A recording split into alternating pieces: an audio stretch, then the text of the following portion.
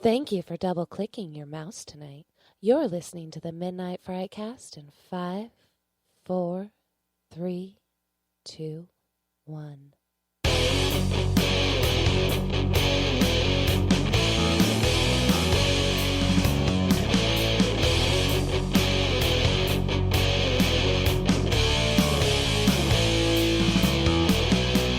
Hey everybody, welcome to the Midnight Frightcast, episode number 74. I just blew the mic out.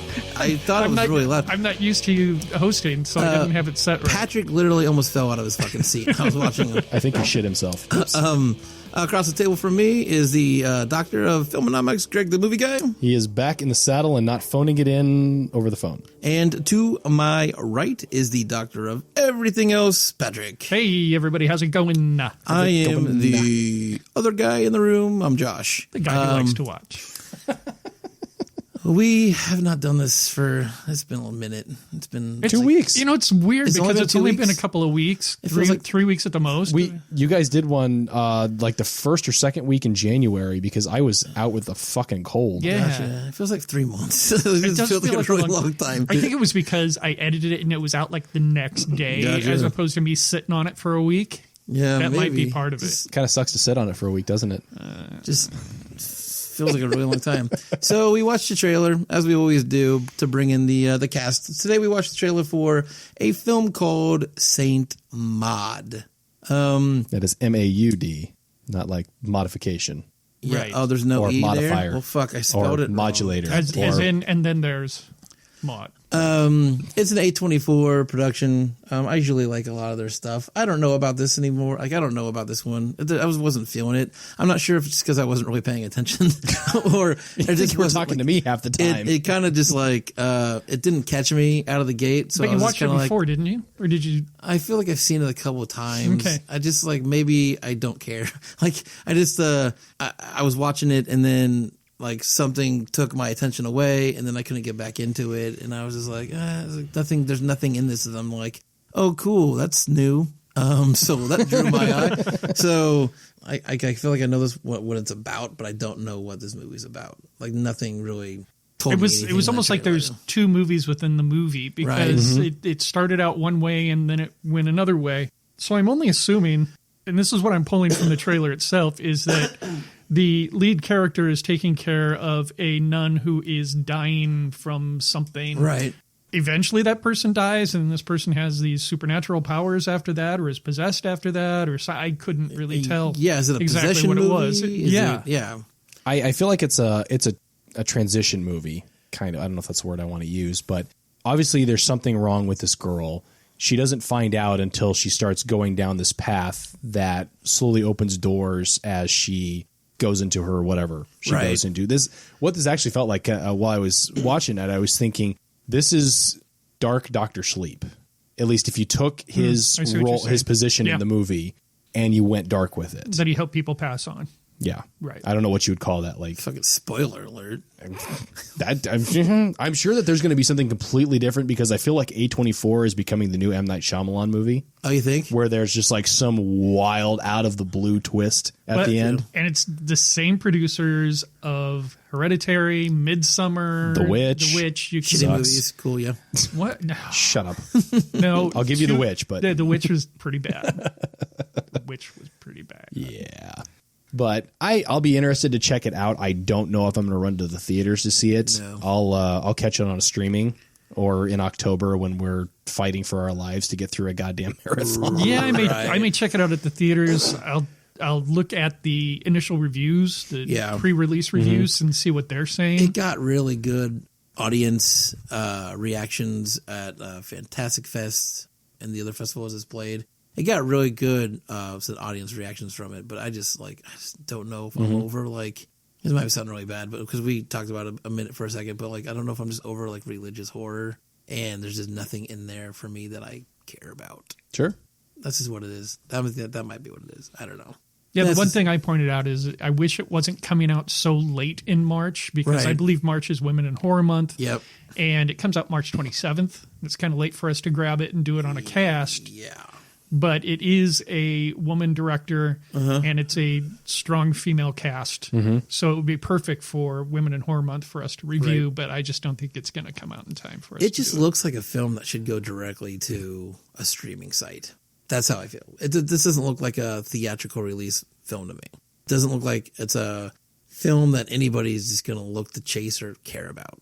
Sure. But it's like they're scrolling through Netflix. They might be like, oh, what's that? I'm not chasing this fucking movie. All right. Okay. It's so negative. Sorry. I'm just like, Wow, way to bring us down, Josh. I know. Jeez. There's just nothing there that I just like. But when it comes out March 27th? March 27th. Cool. I'll make sure to check it out.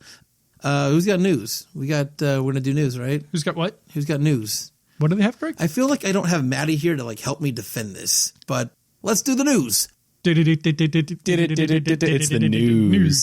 news. That's a short one. I like that. Greg, you got news? Did you read that news? I didn't. If you want to go ahead, I'm sitting here watching. We've got four. I have no news. four I had a people hell of a watching. time trying to find news. Patrick did not do his fucking homework. So I got news. So David Howard Thornton, he's the director of one of our films from 2017 or 16, 18. It's Terrifier. He has been led to believe that the fans want a trilogy for Art the Clown. So although Terrifier 2 is not done, he already has a big idea for Terrifier 3. Okay. So he set a $50,000 Indiegogo goal for Terrifier 2, and they raised $215,000 for that movie.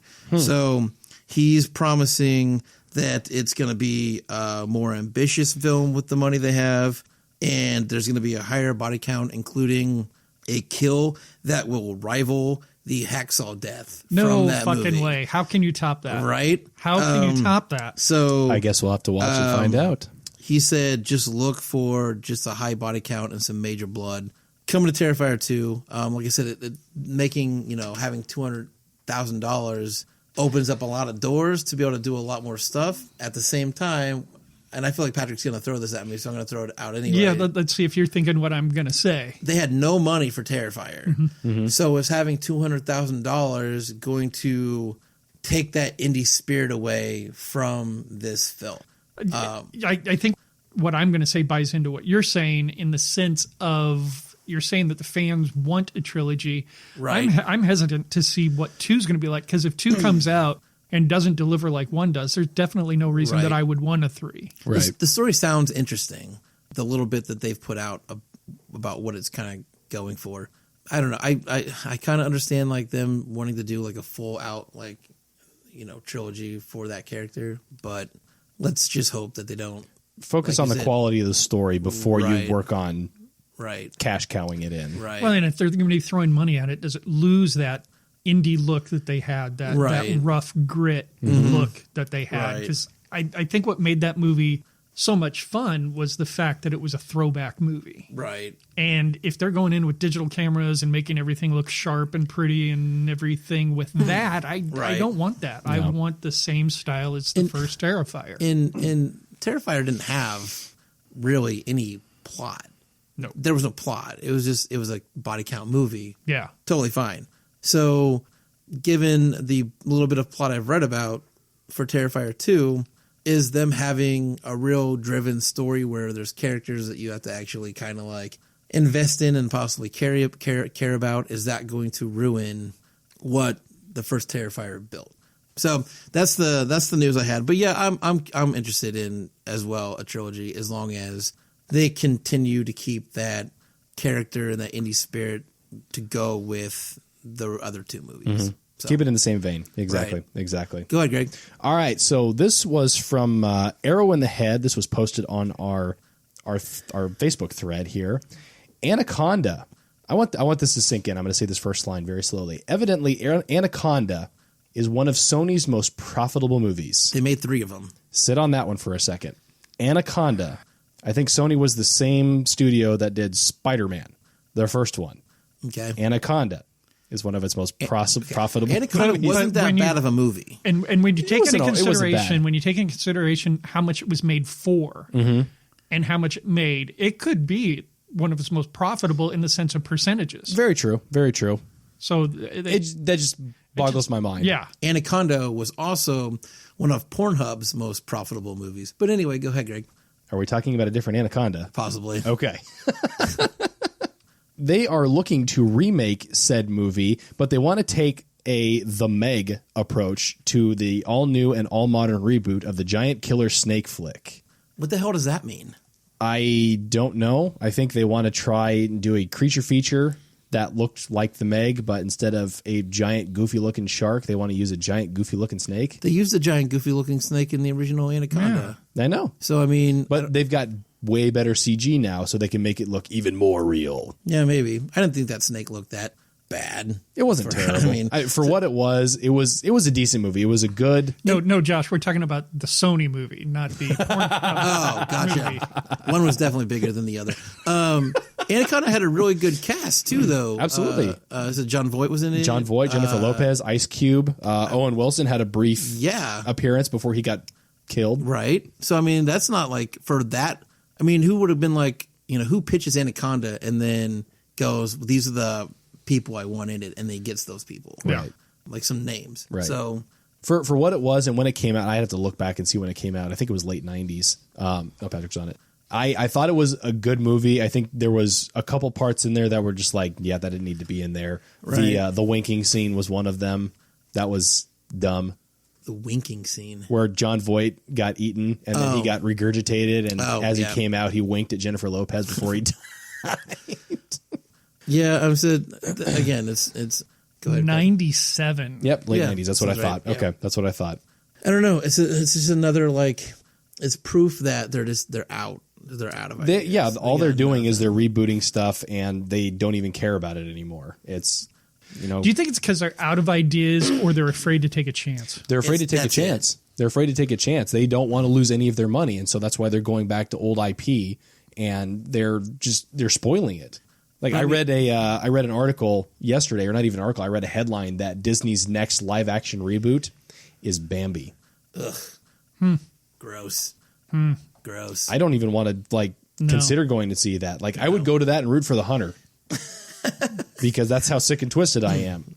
It's hard to buy into reboots of Anaconda when films like the one that we're going to review tonight is coming out, and the Terrifiers and those just indie gems that are just original content and so much better in their storytelling and just overall better in general.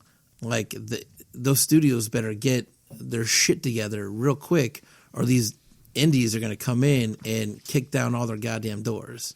I think it's already happening.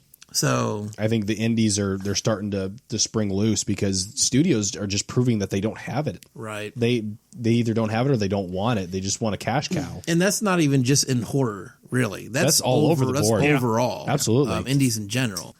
Is that the news pretty much, Greg?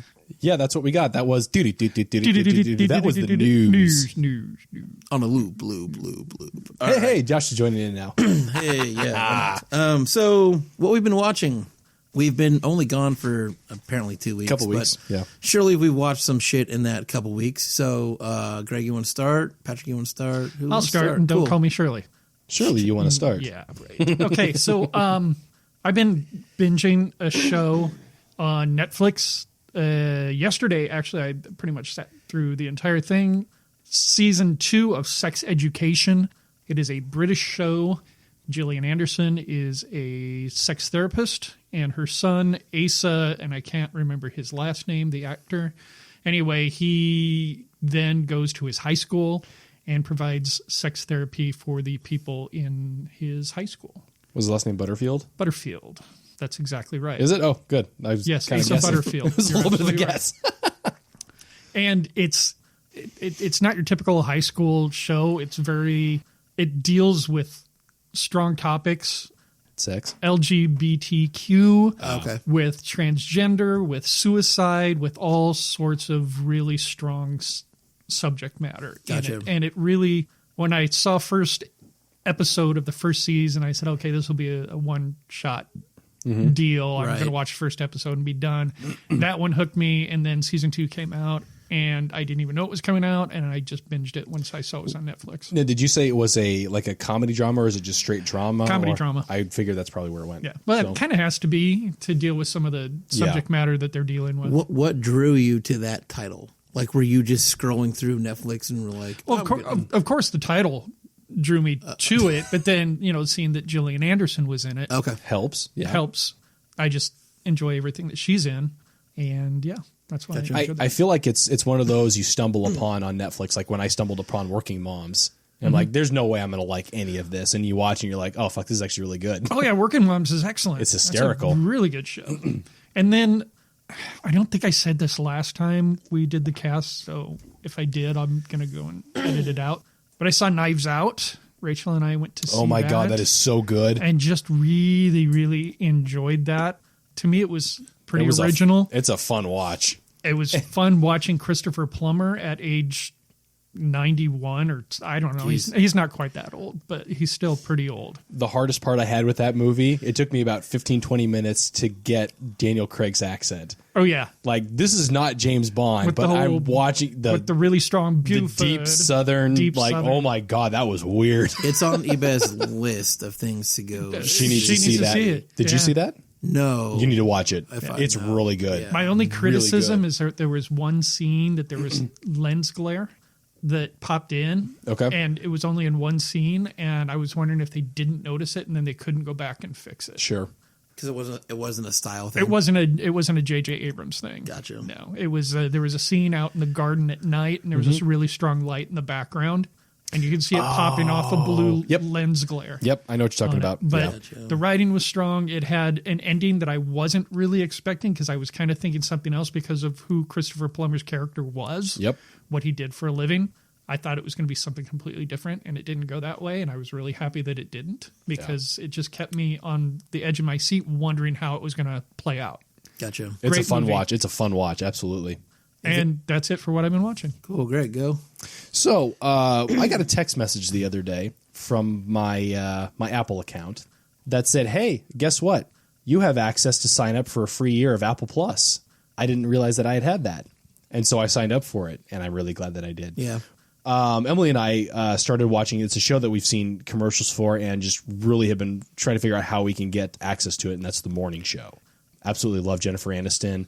I'm a huge fan of The Office, so Steve Carell is up there, and it's been an amazing show so far. We're only a couple episodes in. We're trying to watch it together. She's sworn the holy death curse on me that if I go on without her, she's going to straight up murder me. So I'm adhering to her wishes.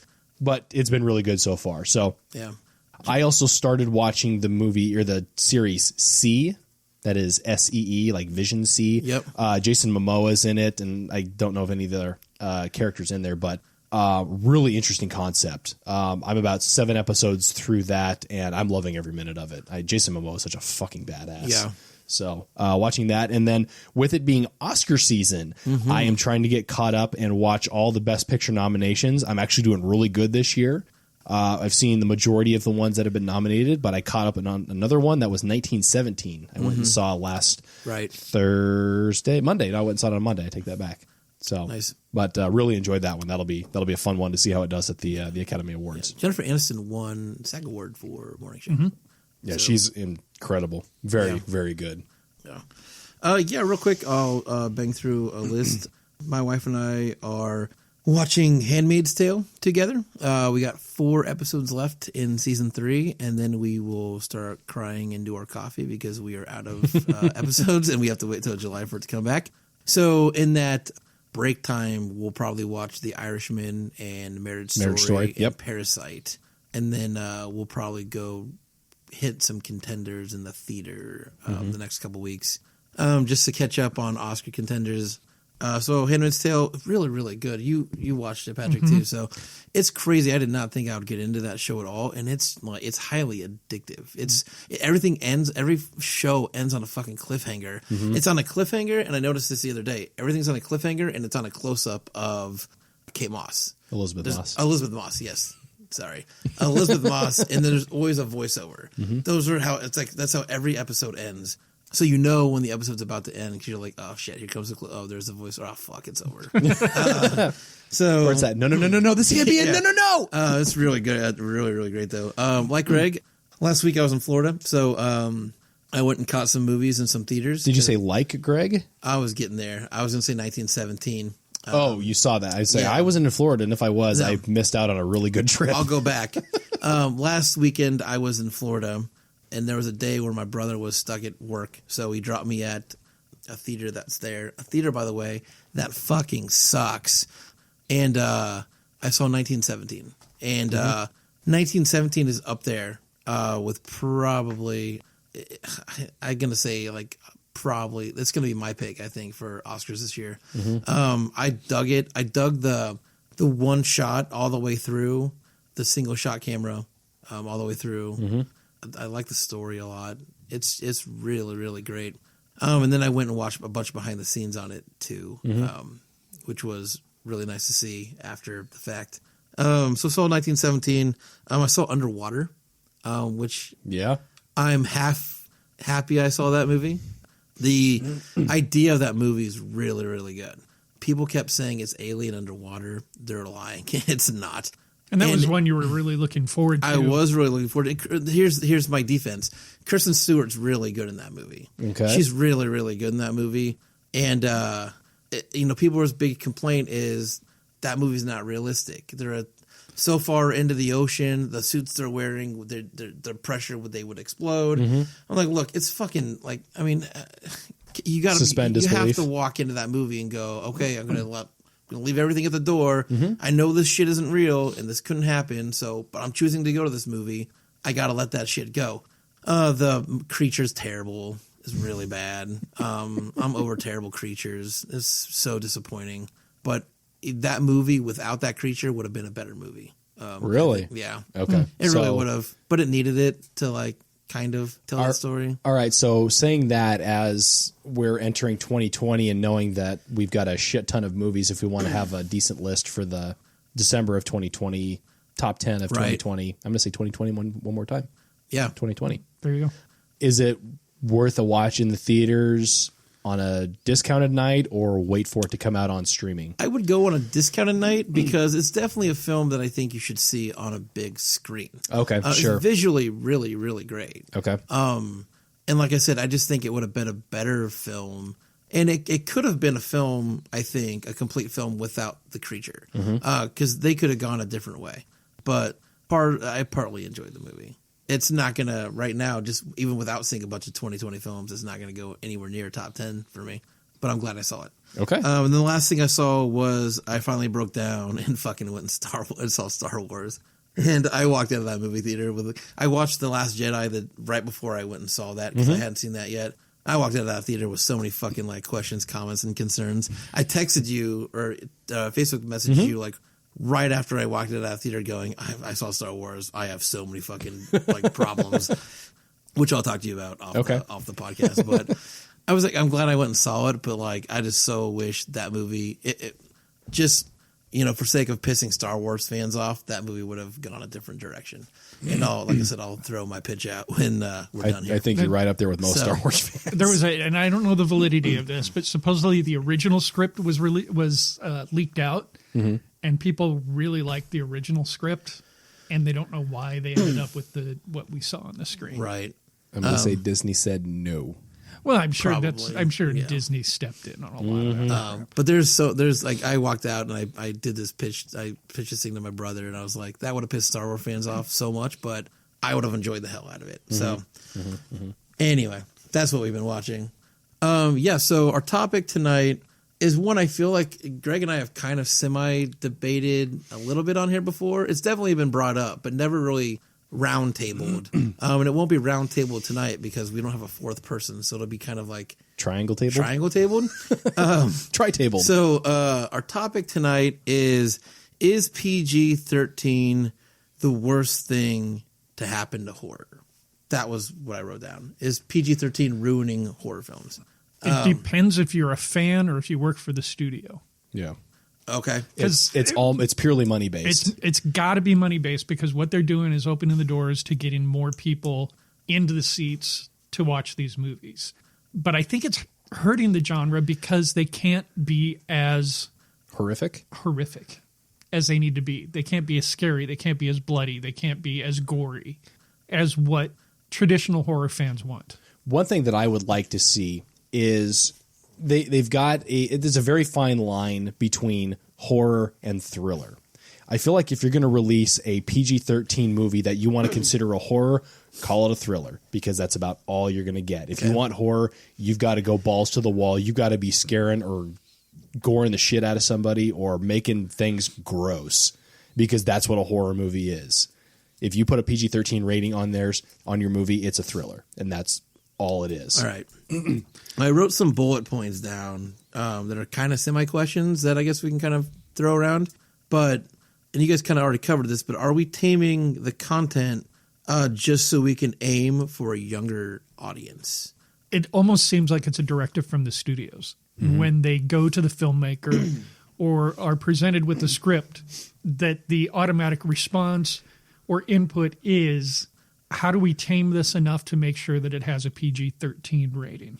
But if you're a studio, and this is a decent example because Blumhouse puts out rated R content and they put out PG-13 content.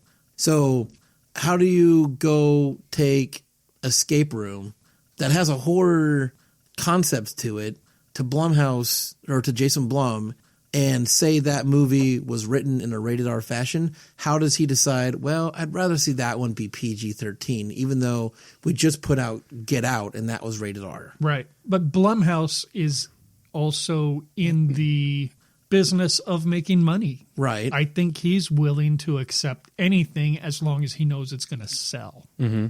And I think that's a big argument right now, and especially why studios are afraid to take risks, because they don't want to lose that money. Right. You know, it's considered a failure if a movie barely makes back the money that it's spent on its budget. Right. And so that's why we had talked about earlier, that's why they're not coming out with any original IP or they're anything like that. You know, Right. They're willing to take a step back and lose a little bit of their creative integrity to make sure that they put enough butts in the seats to make their money back. And Right. I think it's hurting the fans more than it's hurting the studios. Right. So without PG-13, we wouldn't have gotten films like, I'm looking at one now, Happy Death Day, but we wouldn't have gotten films like Darn. Gremlins. Yeah. We wouldn't have gotten films like Critters, Monster Squad. The Sixth Sense was PG-13, and that won a fucking Oscar.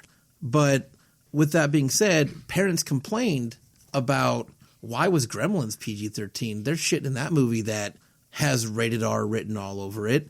I wanted to say Monster Squad, but same with Critters. So the next question that I have is, should horror films start aiming for a rated R rating and then let the parents decide whether or not they want their children to be able to go see that content? As a horror fan, that's what I would like to see happen. 100%, right? That you make that film as dark as you want to make that fucking film with, because you're making a horror film and parents are going to know right out of the gate, if this is a horror genre, this is what could be in it. Now as a parent, I'm going to decide, can my kid go see what is possibly in that movie, or do I want to hide them from that stuff? Why do studios have to make that decision for a parent? But you're invested in cinema. You understand what movies are what. Like if you saw a movie called Critters versus like A Quiet Place is a PG-13 movie, or Right. A film like Trailer, God damn it, Terrifier. You understand what those are going to entail. That's not every parent, and I'm not sticking up for the studios because I think that's a whole nother topic that I don't want to get into. But they're doing that because they don't want the backlash of, you made this a PG-13 or you made this a rated R movie, my kid went and saw it. Shame on you for doing that. Well, they're not parenting. It's going to come down to that. Right. But what's the difference between a parent doing research on a video game or the music their kids listen to versus a horror genre film that like do the same research? There is no difference, but they're not doing the research. They're not doing it. Yeah, that's the problem. They're taking, or they're not. They're relying on the labels. They're not doing their actual research. Exactly. They're not taking responsibility for what they need to do for parenting their own children.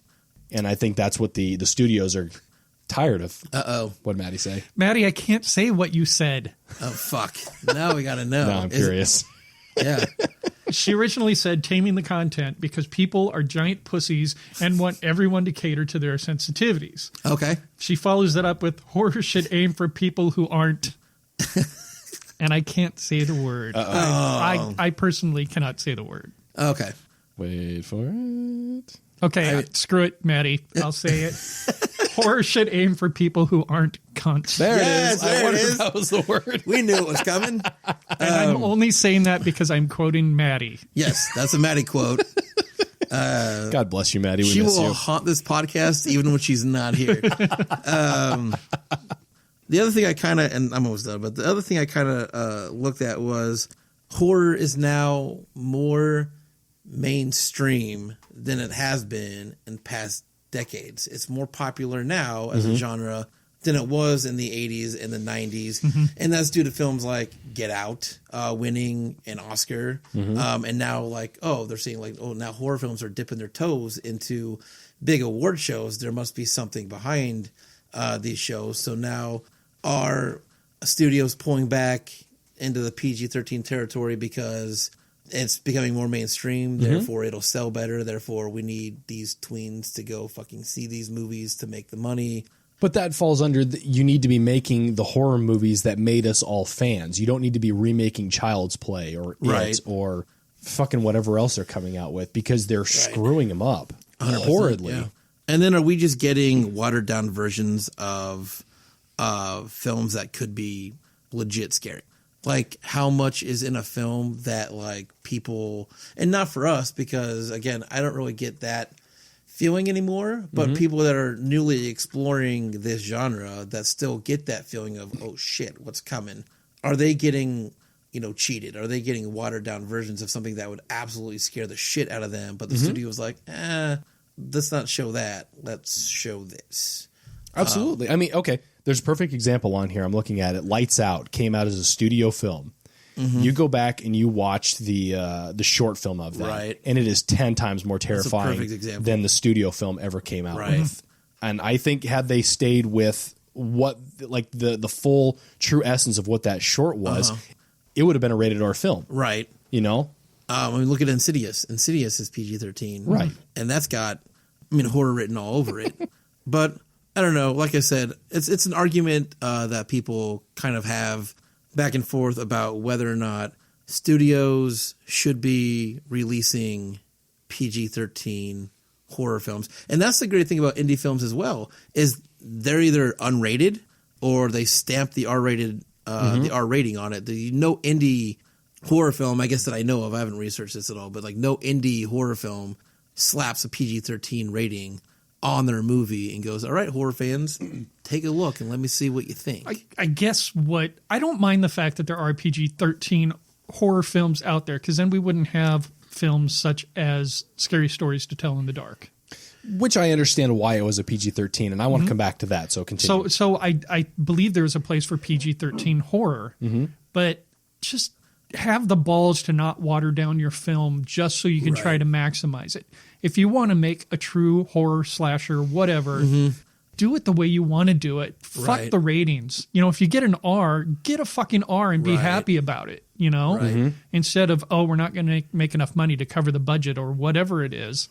Stop watering down this shit if you don't have to. And I think some of that comes down to the filmmakers and just saying, this is the movie I want to make. Also, those studios are making those horror films for $5 million. $5 million probably max is what they're dumping in to those horror films. Slap an R rating on it. You're gonna make $10 million at the box office that opening weekend, and then everything after that with sales and shit. So you're gonna double your money that you put into it right out of the gate.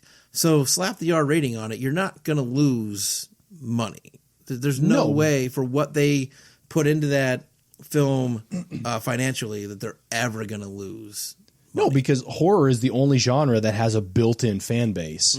And the more that you alienate that fan base with PG-13 horrors or really trashy remakes, you're screwing yourself. Right. Exactly like Patrick said, have the balls to film the movie that you want to make. And I think that's why independent horror movies they're winning. Right. And they're going to continue winning until the studios realize, we need to take the cock block off of these directors and let them just go and do what they need to do. kind of going back, and are you done? Yeah, I mean, sure, yeah. Going back to what you were talking about with Scary Stories to Tell in the Dark, I get why that was a PG-13 because the original books were of that. So We're geared toward teens. It fit perfectly within that. Could they have gone scarier? You damn right they could have. Yes, they could have. Absolutely they could have. I understand why they stayed within that. I appreciate it. I wish they would have gone a little bit further, but I understand it. But they also could have done like what they did with the Banana Splits movie and know their audience, that most of the people, these kids that have read those books are much older now and can handle the R a little rating. bit more. Yeah. Exactly. But you have to look at some of these PG-13 horror movies and realize that, yes, some of them are watered down, but if you're going to do a horror movie or a thriller movie, you have opportunities to do it right. Because I'm looking at some of these on here. The Sixth Sense was an incredible movie. Right? Absolutely amazing movie that was considered a horror. The Ring is on there. What was the other? Quiet Place was in there, and I love The Quiet Place. Right. I could go on and on and on here. Insidious. There are ways to do it right. Know what your story is and set your rating accordingly. If you're going to go for a PG-13 thriller horror, you can do it right. If you're going to go for the hard R horror movie, then do it. I think it all comes down to whether or not you dumb down your script for PG-13 rating. Exactly. Yeah. Exactly. And I mean that from the sense of I have a true horror film that I know it could be an R-rated movie, but I'm going to take out a couple scenes just so I can get that extra 20% in the box office. Right. And that's just so dumb to me for people to do that. I look at and I haven't seen Scary Stories to Tell in the Dark, but I look at that movie the same I look at those Goosebump movies that came out. Yep. It's the same goddamn thing. And those were PG-13, but those weren't, would you call those horror films? No. So, I mean, was Scary Stories to Tell in the Dark darker than those movies? Yep. Yes. Was it darker? By than far. Okay. By far. Okay. There wasn't even an attempt to make them humorous. Okay. All right. So. Wait, Scary Stories or Goosebumps? Scary Stories. Okay. Because Goosebumps wasn't very funny Jack either. Black in Goosebumps or something like that? Yeah. But I see those in the same exact way as they're PG-13 movies and aimed for a specific audience, but I also don't consider those movies a horror film. No. they're not. But that's just something that I think was kind of an interesting. It's a sellout. Thing. They're selling out for the money is what Right. they're doing, and it's just it's hurting the genre more than Right. it's helping it. Right. You can bring the people in, but what are you going to show your kids when they're past that 18-year-old age and they can actually watch a horror movie? And Right. they're like, oh, I remember watching Happy Death Day to You, and it was so scary when I saw it, and now I'm watching it. It's like, that's the dumbest fucking thing I've ever seen. Sorry, Patrick. Oh. Yes, it's the dumbest thing I've ever seen. I guess I started my Next to the movie tonight. fuck off. Anyway, that's it. That's all I had. Okay. Topic I thought was interesting. So It's one we've needed to talk about for a long time Right. because the PG-13 movies keep creeping in, and it's kind of like that that subject or that topic that haunted all of us for a long time that we finally covered, which was What is horror? What is a horror movie? Yeah. Or is it a horror movie? Yeah. Yeah. So on to our main our feature film of the night. Sorry, Words and Stuff. Tonight we watched 2019's films. It's 2019. 2019. Right? Yep. We watched the film Bliss, and Patrick has got dates. Bliss 2019, running an hour 21 on Shudder, and I believe you can also rent it on Amazon Prime. Yes, actually, yes. Yep. Yes. Yep. A brilliant painter facing the worst creative block of her life turns to anything she can to complete her masterpiece, spiraling into a hallucinatory hellscape of drugs, sex, and murder in the sleazy underbelly of Los Angeles. IMDb rating 5.7, Metacritic score rating 53%, Rotten Tomatoes critics rating 89%, Rotten Tomatoes audience score 70%. That's all over the board. It kind of is. It's really, But they're all over 50%. they are over 50%. So, I mean, we might as well start with the hater. I mean, since Patrick and I, this is weird too because I'm gonna split down the middle because I can go off the first time I saw this movie and I can go off the second time I saw. Well, this let's movie. hit that. I watched it for our 2019 year-end review. Right, as did I. And it hit my what's it called? Honorable mentions. Honorable mentions. It hit my honorable mentions. Yes. And I actually suggested it to Josh and I believe maybe Maddie to watch, but definitely Josh because I think I IM'd you and said, I think you would really like this one. Yes. So you watched it and... I, quote unquote, I watched it. So I fell asleep during the first time I watched this movie, and every time I woke up, I felt like I was watching the same part. Every time I woke up, this girl was either... The same parts? Yeah, so every time I woke up, this girl was naked and covered in blood. Right. So I was like, is this movie on fucking pause? Like, this hasn't moved. It's the same goddamn thing, the whole movie. So when I wrote my review on it or whatever for the 2019 31 Days of Horror Film, all I wrote was Bliss. All it is blood and boobs. Yep. Hated it or something like that. And so that was my first experience with this film. My opinion has 100% changed, and now if I could go back, this movie would have ended up on my honorable mentions as well. Honorable mentions? Okay. Not in my top 10, but definitely high up in my honorable mentions. I couldn't put it in my top 10, even though I really enjoyed it. Yeah. So, Greg. Ready? Yeah, please. Hold my beer. Okay. Oh, literally. No, give me my beer back. So I don't want to shit on this movie. But you will, so it's okay. No, give me a minute. Give me a minute. I'm trying to be better. I don't want this to turn into another revenge fest. There are some good things about this movie. Right. I will tell you straight up that I fast finished this one. I mean, because this is the kind of it movie was- you can fast finish to, but go ahead, Greg. A little bit, yes. But just like you said, you fell asleep in it multiple times. You woke up multiple times and you saw the same thing over and over and over again. Right. That's exactly what I got when I was zipping through trying to finish it. Gotcha. I would go maybe 5-10 minutes ahead and I'd see the same thing, or they'd be in the end of the same scene that I just finished watching. Right. And I think that doesn't really help the story very much. The biggest thing that I took away from this movie, two things actually. First off, stylistically, it's really cool. Yeah. All the lighting that they used was fantastic. Really liked that. There were some great shots in there. I love the disclaimer at the beginning of the movie, just telling you The seizure stuff? the seizure Yeah. stuff and everything else. Oh, Right. yeah. So that's the positive thing. Like, I really appreciate how this was shot. Done really, really well. The second thing that I took away from this was the phrase substance abuse, Right. both in the way that you're thinking and not in the way that you're thinking. Okay. Because they do a lot of blow in this. A lot, yeah. A lot of blow. Like, when I was fast forwarding through it, every other scene was, Yeah. Yep. okay, I get it. You're addicted to blow. That's great. The part that I'm not, or that you're not thinking of, is the substance of what this story is. Okay. Because this story has no substance. Okay. These characters are so freaking shallow that I don't care about them in the least bit. Right. It's the dialogue. It's dumb. It is. Like, I can write, I can yeah. put the word fuck in a script 16,000 times Right. and it's going to sound terrible. Right. The writing, I will agree, is not terrible. good. No. Yeah. No. Because there were points where I thought the actress was not good, but then I realized, It's no, the it's writing. the writing. Yeah. They were Because given nothing. you take her unscripted acting, and she's phenomenal. Yeah. The transformation In at the it. end of it. Not just, I mean, her transformation all the way through. Right, yeah. When she doesn't have dialogue, From what she's I saw. amazing. She does a really good job with Yeah. that. I will give her credit when she goes through her transformation. She does a really good job with that. But yeah, the dialogue in this is garbage, absolute garbage. I agree with that.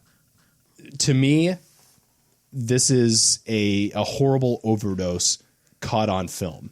You're inside what the actress is going through, like you're inside her head. You're seeing, and that's why it's so stylistic, because she's doing all this blow and all this weird shit. Right. You're getting to see what's going through her head as she's watching herself go through all of this. Right. I want to see what the actual film looks like, because I'm sure it's a bunch of really coked out people walking around throwing paint on a thing, fucking each other, and doing blow after blow after blow. Right. I'm probably saying that wrong, but I'm not a drug addict, so I couldn't tell you. That's fine. But that was the hardest thing for me to take away from this movie, and I don't want to go on a rant because it's not worth going on a rant. Okay. There were some good parts in it, and if I went back and I watched Revenge again, there would be some good parts in there. I was just having a bad day that day. So I'm not going to give it ones across the board. But there was no substance to this movie. Like, I was bored from 10 minutes in. What was worse, the dialogue in Bliss or watching the girl in Revenge peel herself off that tree branch and then walk around for another hour, could have bleeding out? You know, I'm going to give it to Bliss. The dialogue in Bliss was worse. All right. There was at least I would agree with that, actually. There was a story in Revenge. Okay. And again, I need to go back and rewatch that with a fresh mind and not a stick up my butt. Right. But there was a story in Revenge. This was, like I said, it's a bad overdose caught on tape. Right. But is that not a story? If there could have been a story in there, but they didn't show it. Okay. I didn't feel. Right. So I'll be interested to hear what you guys have to say about it. Patrick, you want to go? I think there was a story. I just don't think there was a lot of conflict in it. Conflict within herself? Oh, there was plenty of conflict within herself. I just mean between the characters. Yeah, there's a ton of throwaway characters and 2 characters in this movie that I gave a shit about. Right. That's about it. Right. So with me, like I had said before, I believe the writing is what hurt this movie more than anything. The first 10 minutes were kind of tough to get through because of the writing. Right. I'm listening to this dialogue. It was extremely basic. I think it felt a little restrained because they weren't comfortable saying what they were saying, the actors. And so I think that's the weakest part of this movie. The lighting, the cinematography in this, the way it was edited together, I thought was brilliant because, Greg, it's exactly right. You're looking at this movie through her eyes. As she's watching herself. Exactly. That she is just completely dissolving into this other character. Right. As she's doing bump after bump after bump of this hideously Bliss. black substance. And then it gets tied in with the blood and everything, and all that stuff moving forward. It becomes a vampire movie. Yes. It's so fucking fantastic and out of nowhere. And out of nowhere because you don't know. It's that turning point in the bathroom. In the bathroom, yeah. Where she goes in and she's so sick, she's vomiting blood, and there's continuity problems in there. But I walked past that, and her friend came in to check if she was okay, and this other woman walks in, and then her friend just walks over and bites the fuck out of this woman's neck, and then throws up blood into her mouth. And from that point on, she's a fucking vampire. That's where I missed it. I was like, when did she fucking become a vampire? Where did that? I was like, I knew it had to happen in that bathroom scene, but I was like, but where in that bathroom scene? And I wasn't sure that it was vampire. And I don't want to label it specifically vampires so much as blood eaters, drinkers. They pointed out as vampire at the end of that movie. Well, she said, if you are what I am. I mean, they didn't exactly say the word vampire, but they insinuated it very strongly. Very much so, yes. Yeah. By the way, this is a 2019 film, and we are spoiling. Yeah, we said we were going to spoil. We did. Okay. In two spots, it's very much vampire. Yeah. At the end of that movie. Yeah, but I mean, they didn't exactly say. You're right. They didn't say the word vampire. The imagery, I thought, was just really, really good throughout this entire movie. It was gritty. It was bloody. Oh my God, was it bloody? It was bloody. Yeah. And it was raw. Would you call this a Maddie movie? I would suggest it to Maddie to watch. It's only an hour 20. Only an hour 20, yeah. I think she could not 45-minute this one. I disagree. You think? I barely made it. But look at the movies that she picks. The writing in those movies are bad. No. And she doesn't give a shit about character and character building, and there's really none of that in this. Fair. And if she gets past the first 15 minutes, I think she's hooked. Right. I agree. That's still a lot to ask. I mean, 15 minutes is my cutoff point. If you can't hook me in 15 minutes, I want nothing. And again, that's just me. Right. We have different movie watching tendencies. So, Maddie, I issue it out to you. Watch Bliss and let us know how far you make it through. Right. Because I feel like she's going to get to a point where it's like, okay, they said fuck for the 600th time. Give me something Maddie more. says fuck 600 times on a podcast. She made me say cunt. She twisted his arm and made him say cunt. I didn't see the gun to your head. Which, by the way, when the gun scene happened, I cheered. Really? And then I cried because she came back. Oh. The only thing that bugged me in this movie, other than the dialogue itself, was watching George Wendt just stand there while she chews off half of his arm. Right. I mean, if someone's chewing on my arm, I'm doing everything possible to get them off. Yeah, of right. me. Right. Yeah, I 100% agree across the board as far as the dialogue was terrible. But I didn't jump into this movie for the dialogue. And I kind of remember that a little bit from the first time I watched this movie. That it's all throwaway dialogue. Like none of it, if it was a silent fucking movie, you get the same idea. Yeah. You really would. But silent as in no dialogue, or silent as in because the music is silent as in no dialogue. Amazing. The music choices in this are amazing. Yeah, silent as in no dialogue. You know, if they cut out the sex and the shower scenes and shit, this movie would be an hour long. And so I feel like they put those in there because they needed the time. Because it was just like, there was one point I swear I watched her take a shower for like 5 minutes and I was like, is this going to end? But yeah, that's exactly what I mean. I mean, there's no substance. You don't need that much sex or shower scenes in there because it turned into a fucking porno 20 minutes into it. Soft porn. And I hate that kind of stuff in my movies. Shut up, Josh.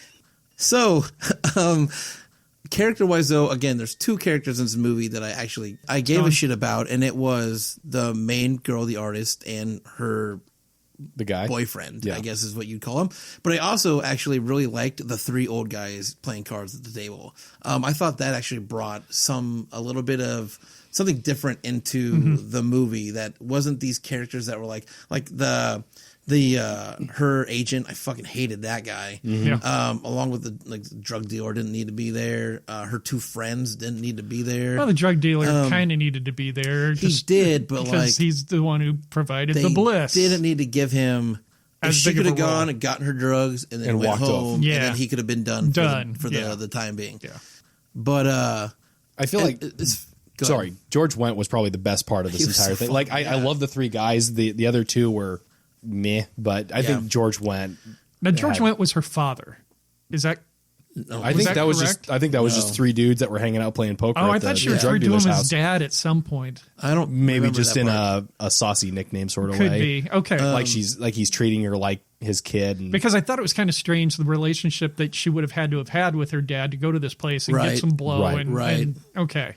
I thought there was plenty of story in this film, but it was, and you said it again, it's all from her perspective. But like, how many films have you watched from the perspective of a main character? You know what I mean? That it's all internal conflict from beginning to end, getting this painting complete for her gallery showing or whatever, and what she has to do as an artist to get to those points. The vampire thing was so out of fucking left field for me. Like, I was enjoying the movie, and again, I enjoyed it after the fact too, but I was like, I'm watching this girl just go down this really dark path as she has to snort this shit to get through her day, to get through her art, and then all of a sudden she's a vampire. I was cheering even louder when I found out she was a vampire and she started eating people. I was like, this is fantastic. This is, sign me up. Where do I sign? I will watch this movie again.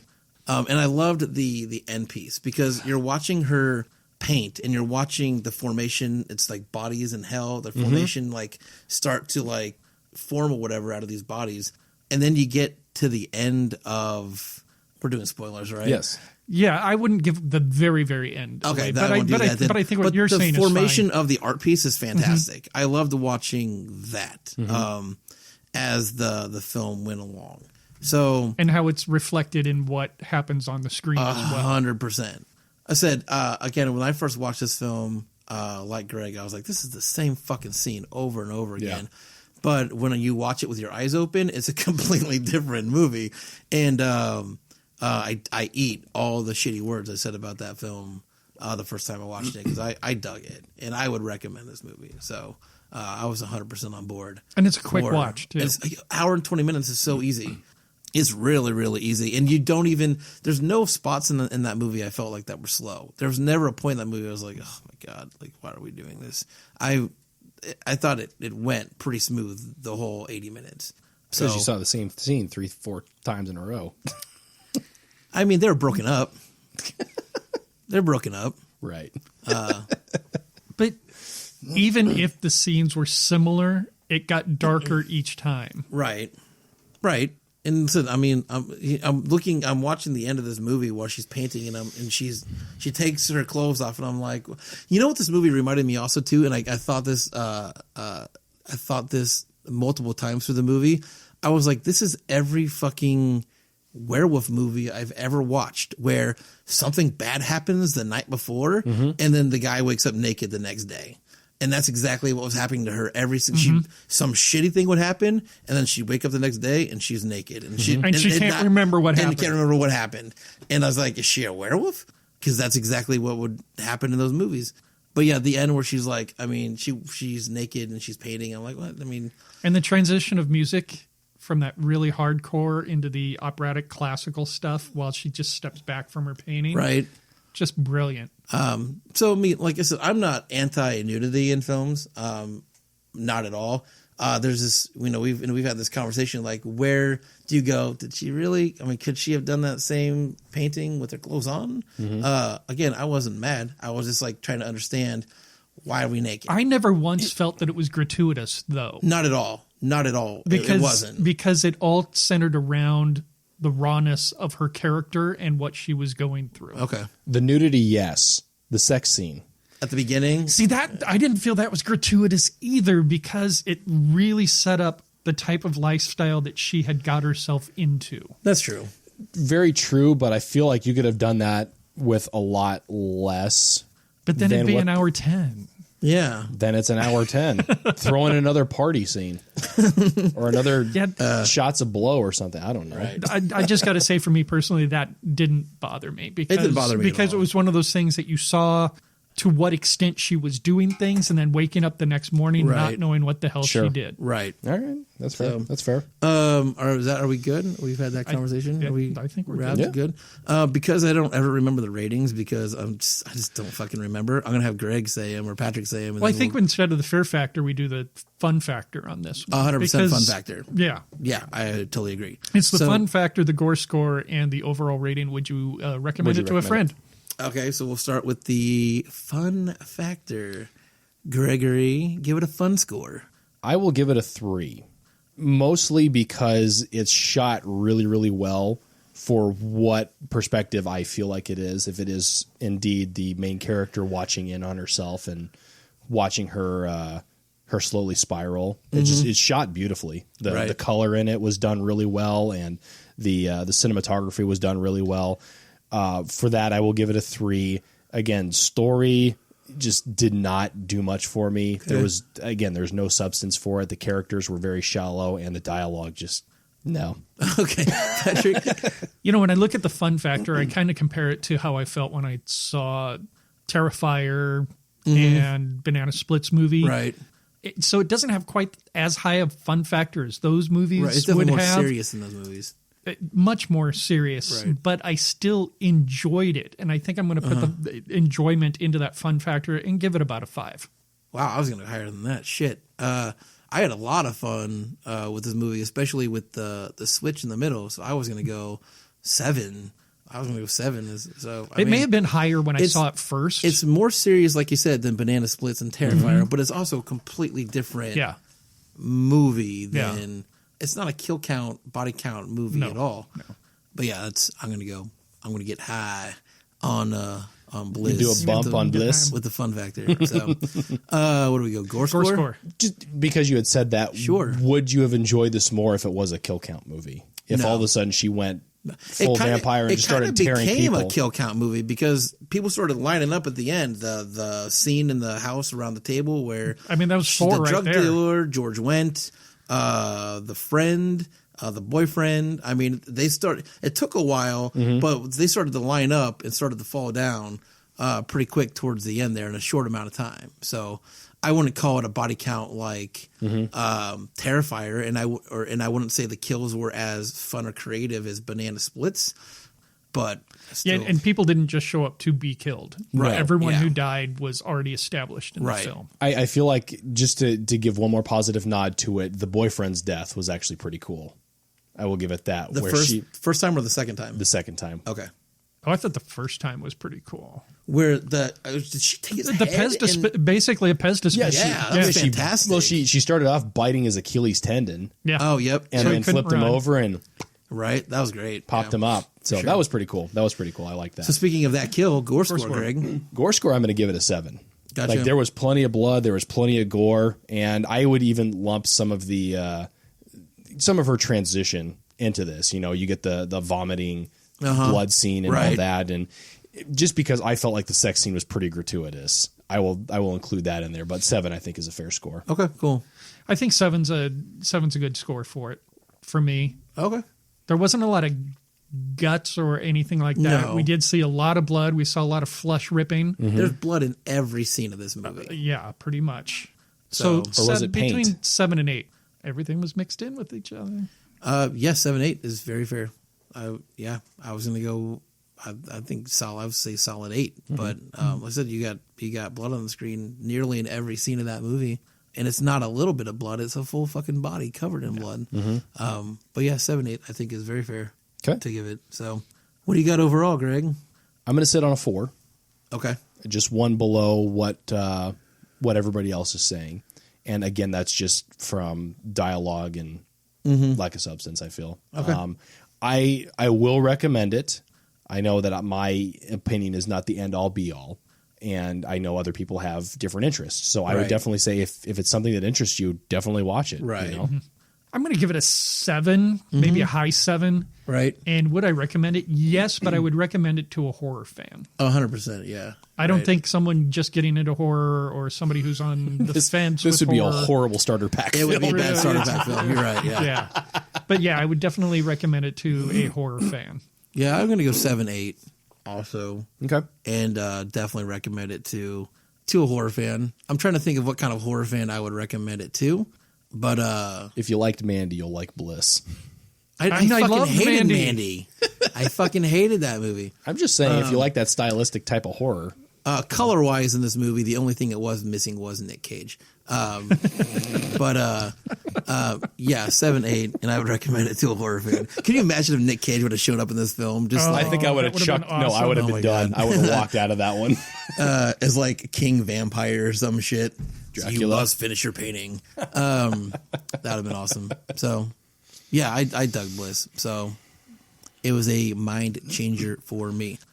So we're just knock out some plugs real quick. Do you still have a plug, Greg? Greg no I am longer has a plug. plugless. He's got a plug. Okay, so we'll do a group plug then. Okay. This time around because I've skipped my plug now for Several months. We can talk about it now. And then last time we were here, Greg wasn't, so I wanted it to be a kind of overall group plug because it is a group plug. So I haven't group plugged since college. It's going to be fun. Plugs. Do some Bliss. So just to kind of lead into it really quick, so it's going to be a little bit longer of a plug, but just to kind of lead into it a little bit, last October was the 7th and final year of the Prairie Lights Film Festival. Matt ran a very fun film festival that we went to every year out in Grand Island, and everybody got too busy, and that festival just kind of wrapped itself up. Had a really great final end year. Everybody had a really great time, but there was some sadness, I guess, over the ending of that. Is that fair? Absolutely. Over the ending of that festival, and so as a collective, myself and Greg and Patrick and my wife Elizabeth and Greg's wife Emily and Heather, who kind of sort of like got the ball rolling because she knew a few weeks before we did that festival was going to end, decided to say, hey, there's room in Nebraska for this spirit of a festival. So as a collective, we got together, and since pretty much October, November, Since the week after The week Prairie after Lights. Prairie Lights, so since October of last we year. have been meeting weekly, pretty much almost weekly, to get the ball rolling on a new festival. So that is what is happening. Same month, October, 2nd, 3rd, Second, third, and fourth. First weekend in October. Yep. The Flatwater Film Festival will have its first year in Seward, Nebraska, at the Rivoli. It's not the ravioli. No, it's the Rivoli. Yeah, Rivoli Theater. Everybody that in this group is super excited. Yeah, we are. there's a lot of really good things that have been happening at the meetings. There's a lot of really good collective ideas that are happening in the meetings, and things are happening. That's the thing too, is like you can go, okay, well, I want to start a festival. Like, how do we get going? And there you could hear like 1,000 no's. Everybody could be like, no, you can't have this theater. No, you can't have this space. No, we can't help you. No, we can't do this. And we haven't heard one yet. Yeah, knock on wood. Nobody said no. We were all rather surprised on how well it has been clicking so far. We found the location, we found the venue so quickly afterwards. We decided on the format very quickly as a group. Just things have been, and I think it's because we've known each other so long, we kind of know how each other thinks. Right. We knew what the spirit of the festival was going to be, so that wasn't really something we had to debate that much. Right. It's just the things that we have to deal with from here on out. Right. It's just going to be more time consuming than it is going to be. Yeah. The work is about to officially really start. Yeah. It's been work. We have 9 months now to hit the pavement. All of our shit in order. And so you can go on the Film Freeway page. The Flatwater Film Festival is now on there. It's open. It's fucking free. If you are a filmmaker in Nebraska looking just to like showcase your work, whether you shot a film on a cell phone or on a Red camera, whether you've shot 10 films or this is your first film, go to that Film Freeway page and look for that festival and submit it. Like I said, it's free. There's a ton of opportunities that we're working on to build on out there for networking for people that, again, who are getting started and may not know, a lighting guy or a sound guy or just, whatever if you're a person out there doing this by yourself, there's 1,000 people out there looking to help you on your project. And that's a great networking situation. Hopefully that we can build out in Seward for current and future Nebraska filmmakers.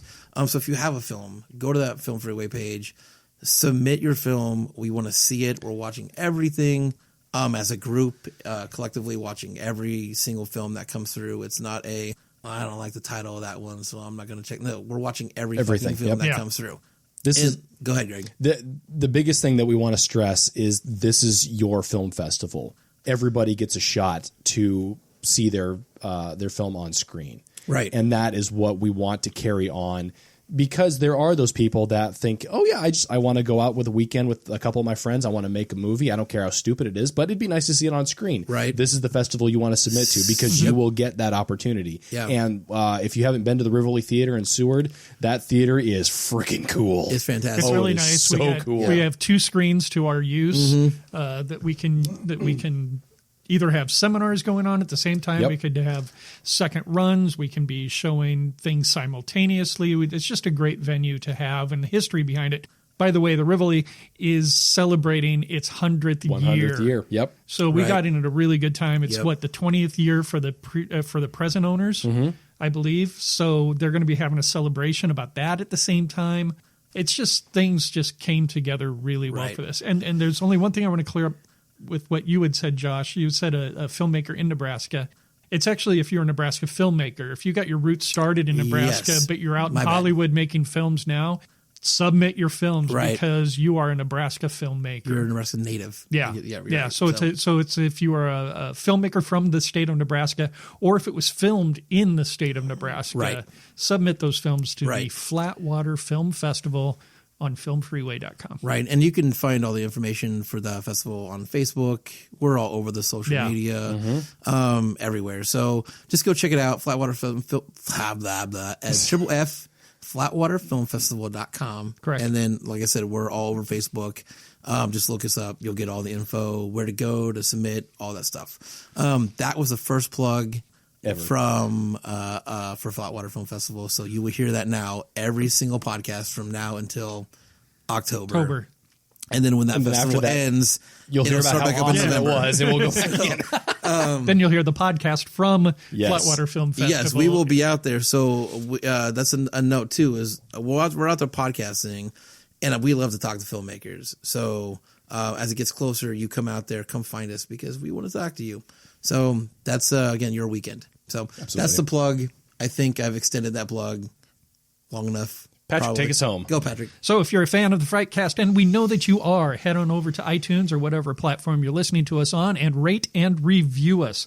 Make sure that you check us out online. We're on all the social medias. Check out our films at Flatwater. Yeah. There we go. And check out our films at midnightfrightfilms.com. Yeah. Awesome. So, yeah, for the Doctor of Filmonomics and the Doctor of Everything Else and the other guy in the room, Who likes to watch? Josh, Patrick, and Greg, we will check you next time.